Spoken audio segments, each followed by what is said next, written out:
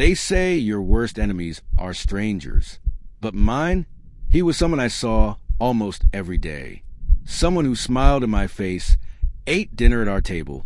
Someone I called Uncle D. He wasn't blood, but he might as well have been.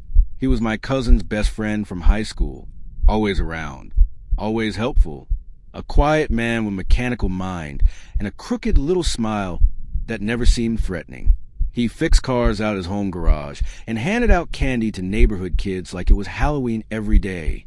I never had a reason not to trust him until I gave him a ride into my life, and he tried to take it from me. I was 21 at the time, staying with my mom's cousin in a small Arkansas town, finishing up college online. That day had started like any other. My cousin asked me to pick up a package from a local store, and I said sure, just a quick drive. On my way back, my car stalled, dead in the middle of a quiet, rural road. I pulled over and waited. No signal. No cars passing. I wasn't too worried yet. I figured I'd wait a few minutes and flag someone down. Then I saw it. A familiar red pickup truck pulling up behind me. It was Uncle D. Relieved, I waved as he stepped out and smiled like everything was fine. "Car trouble, kiddo?" he asked. I laughed nervously. "Yeah, just died out of nowhere." He offered to give me a lift back into town. Said he'd call a tow for the car later. I didn't hesitate. I got in. That was my first mistake. We can go back toward town. He told me he had to stop by his garage first, just for a minute. But the minutes passed, and we kept driving. Past his house, past the turn for the shop, into the woods. The paved road turned to gravel, then to dirt, then to silence. My heart started pounding. I asked where we were going. He just smiled and said, "Shortcut." I reached for my phone. No service. Tried the door. Locked. That's when I looked at him. And he looked right back at me with something cold in his eyes.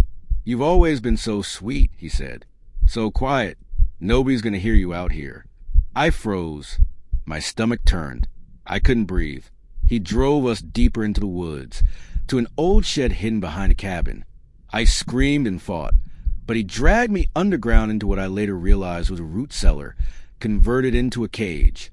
No windows, just a dim bulb, a cot, a camera, a bucket, chains.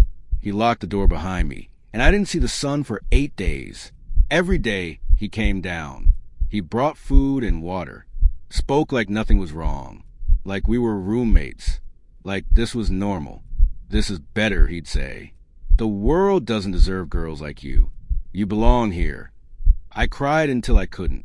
I screamed until my throat bled, but no one came. I started thinking this was how I'd die. On the 8th night, I heard shouting above me. Something crashed. A door burst open. Then the trapdoor flew open and a beam of light poured in. "She's here," someone yelled. "We found her." I collapsed, shaking, as 2 officers pulled me out. Uncle D had been arrested just minutes before. Turns out, his daughter had seen my phone in his truck days after he told everyone he never saw me. She had a bad feeling. Told a teacher. That teacher called the police. They found me just in time. He had a hidden soundproof room under his garage with photos of other girls, a list of names. He wasn't just a kidnapper. He was preparing to become something worse. He's in prison now. 45 years. And me? I survived. But I've never been the same. I still flinch when I hear a car door slam. I can't ride in pickup trucks. I check locks twice before sleeping. But I'm alive.